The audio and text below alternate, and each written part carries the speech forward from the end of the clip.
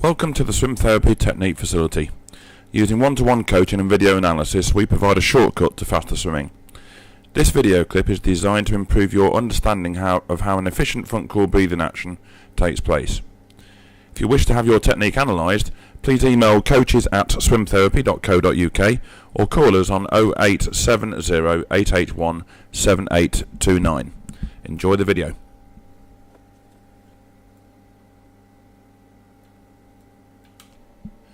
There are two main types of breathing action. Here we can see Matt using the trickle breathing method, exhaling continuously underwater.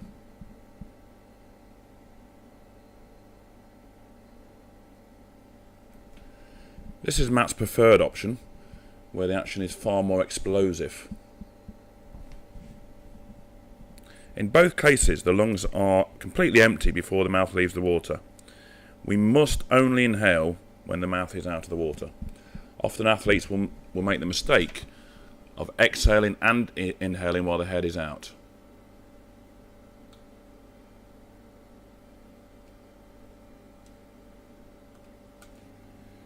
A balanced body position is very important in swimming, and the breathing action can often disrupt this. Imagine a line down the centre of your body. I can adjust the picture here to get that right position.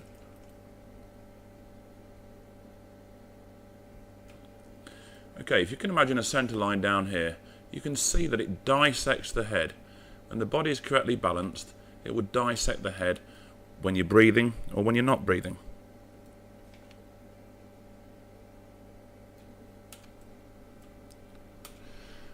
Now what we try to do here is create a situation where the head is taken away from that centre line. This is really hard for Matt to do because his muscle memory tells him to do something totally different to this. This is a very common fault that we see when people come to the tank at swim therapy, particularly with triathletes. The head there is in the central position. If we see the head now, we know that Matt is wanting to breathe to the left at this point, and what he's doing is moving the head across the body. And you can see now if we had that centre line, it would only just be clipping the side of his head. The end result is by moving the head over that far, it's going to drag the body over to the side there. You can see it more obviously on the next one. Look at that body movement. Again, in swimming, balance is the key. So that head must stay in the centre line at all times.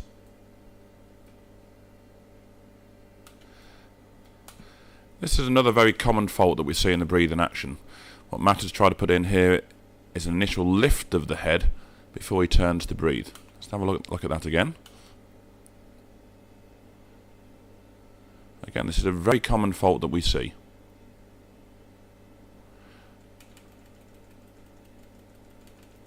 If we lift the head initially, if the chin moves upwards, as we see here in the right-hand camera,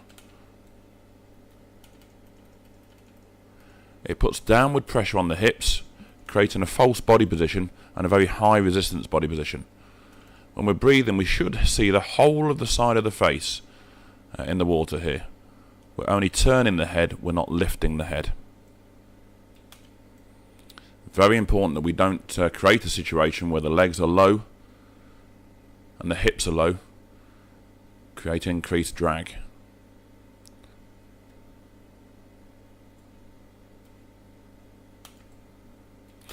Often in swimming we hear athletes talking about increased propulsion, when really we should be focused on minimising the drag factor.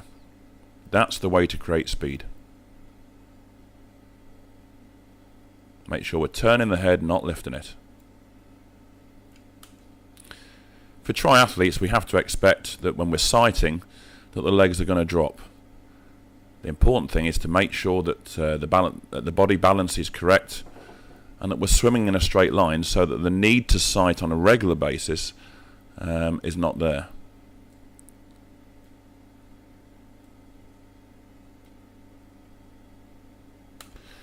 Often when we see a breathing action, we see the head turned almost so the swimmer is on the back.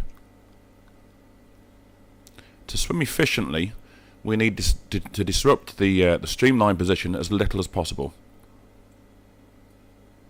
You can see here Matt very low in the water with his head. When he's turning, you can barely see more than one goggle.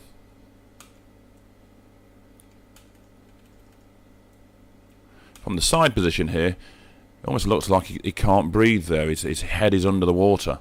How can he possibly breathe? We often talk about the trough in swimming. We rarely are able to see it. Essentially what we have is a bow wave at the front of the head, which creates a trough at the side of the head. And you can breathe in that trough very efficiently. It's often worth trying to do a dummy breath to see how low you can go before actually doing the real breath. This is probably the best shot of a breathing action you'll ever see.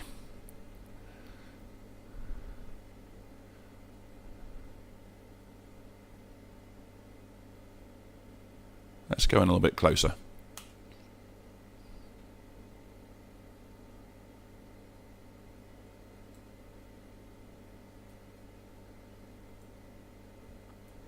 Again, what we're trying to encourage here is keeping that head absolutely central down the body line, minimizing the impact on that streamlined position.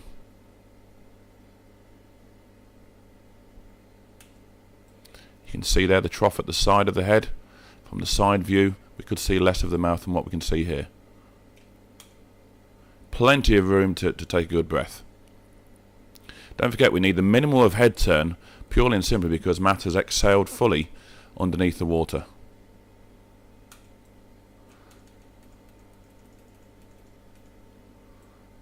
Okay, so we're back to this original shot here where we can see the head laying on the water, the mouth now able to exhale quite clear of the water.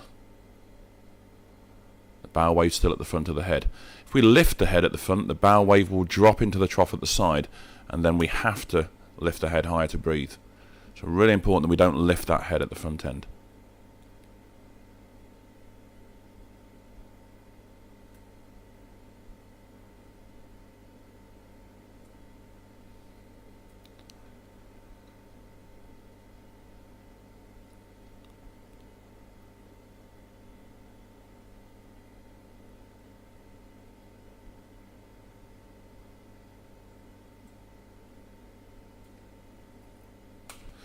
So, do we bilaterally breathe or do we unilaterally breathe?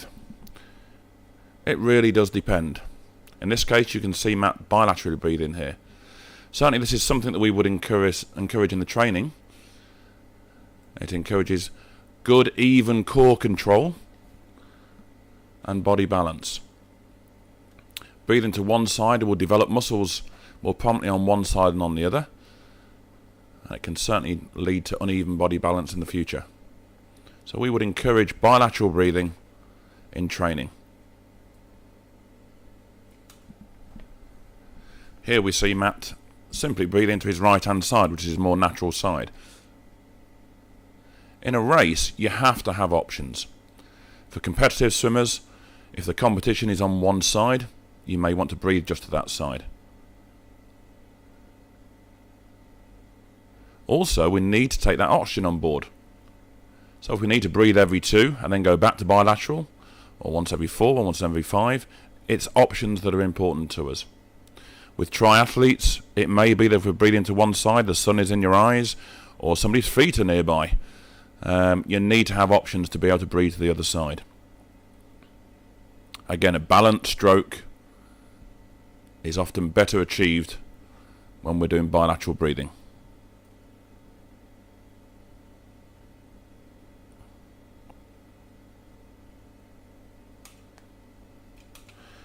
Hopefully this short clip has been of use to you.